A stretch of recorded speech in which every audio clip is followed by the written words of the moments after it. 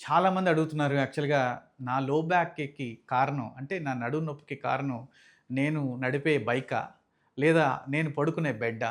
లేదా నేను ఎక్కువ సేపు కూర్చునే చైరా? సో, ఇలాంటి విషయాల్లో నాకెక్కడ బ్యాక్ పెయిన్ స్టార్ట్ అవుతుంది? ఇది ఎక్కడ ఎక్కువ అవుతుందని అడుగుతున్నారు. యూజువల్‌గా ఈ 3 కారణాల్లో మనం తీసుకునే జాగ్రత్తలు చాలా ఇంపార్టెంట్. మొదటిగా మనం చూసుకుంటే ఫస్ట్ బైక్ గురించి మాట్లాడితే మీరు వెళ్ళే స్పీడ్ బ్రేకర్స్ కావచ్చు, మీ డిచెస్ కావచ్చు, దీని మీద పడే ప్రెషర్ వల్ల కూడా డిస్క్ ప్రొలాప్స్ కానీ, వెనకాల భాగం స్పాజమ్ అవ్వడం గానీ జరగడానికి ఎక్కువ అవకాశం ఉంటుంది. సో, రెండోది మనం అక్కడి నుంచి ఆఫీస్‌కెళ్ళి కూర్చున్న తర్వాత, ఆఫీస్‌లో కూర్చున్నప్పుడు చాలా సమయం ఆఫీస్‌లో ఆ చైర్ మీద కూర్చోవడం జరుగుతుంది.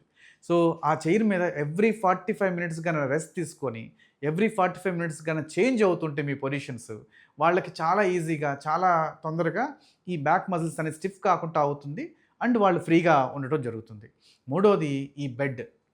సో, ఇదంతా అయిన తర్వాత నైట్ ఎళ్లి మనం బెడ్ మీద పడుకోగలిగితే చాలామంది అడుగుతున్నారు. ఎలాంటి బెడ్ కొనాలి డాక్టర్ గారు? అంటే ఏ బెడ్ కొంటే నాకు కరెక్ట్‌గా ఉంటుంది? చాలామంది ఈ హార్డ్‌గా ఉన్న సర్ఫేసెస్ మీద పడుకుంటే నాకు కొంచెం ప్రశాంతంగా ఉంది. కొంచెం బెటర్‌గా ఉంది అని అంటున్నారు.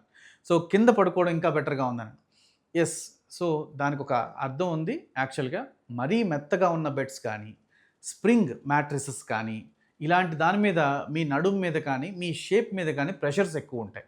సో, మీరు యూజ్ చేయాల్సిన బెడ్ ఎలా ఉండాలంటే, ఒక 4-5 ఇంచులు లేదా 6 ఇంచులు కాయరునే ఉండాలి. ఈ కాయర్ బెడ్స్ అనేటివి స్టిఫ్‌నెస్‌నిస్తుంది.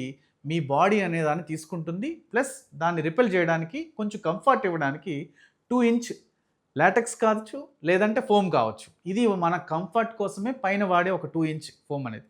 సో, ఈ 2 కలిపిన ఇదైతే చాలా వరకు వాళ్ళకి నడుము నొప్పనేది చాలా తక్కువలో చూస్తున్నాం.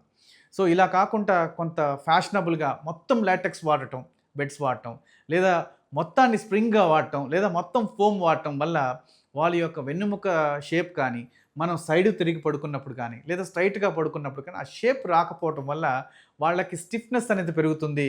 యూజువల్‌గా పొద్దున్న నిద్ర లేవగానే మనం చాలా ఫ్రెష్‌గా ఉండాలి. బాడీ చాలా ఈజీగా ఉండాలి, ఫ్రీగా ఉండాలి. కానీ పొద్దున్న లేవగానే మన నడుము నొప్పి ఇంకా పెరుగుతుంది. పొద్దున్న లేవగానే మన నడుము ఇంకా స్టిఫ్‌గా ఉంది. పొద్దున్న లేవగానే నా మజిల్స్ అన్నీ కూడా, కండరాలన్నీ కూడా టైట్‌గా ఉన్నాయి, నొప్పులొస్తున్నాయంటే దానికి కారణం one of the reason me bed కూడా కావచ్చు. సో, కాబట్టి ఇలాగా మీరు మీ మ్యాట్రెస్ కానీ చేంజ్ చేసుకోగలిగితే మీరు బ్యాక్ పెయిన్‌ని చాలా వరకు దరిచేరకపోవచ్చు. అండ్ మీ రోజువారీ కార్యక్రమాల్లో మీ సీట్ కావచ్చు, లేదా మీ ట్రావెల్ కావచ్చు. దీంట్లో కూడా టైం ప్రకారం అంటే ఎక్కువ ట్రావెలింగ్ ఉండేవాళ్ళు కొంచెం బ్రేక్స్ తీసుకోవటం, ఎక్కువ సమయం కూర్చునే వాళ్ళు కూడా కొంత బ్రేక్ తీసుకోవటం వల్ల వాళ్ళకి ఖచ్చితంగా ఈ రిలీఫ్ ఉంటుంది. బ్యాక్ ప్రాబ్లమ్స్ అనేటివి వాళ్ళ దగ్గరకు కూడా రావు. నమస్తే అండి.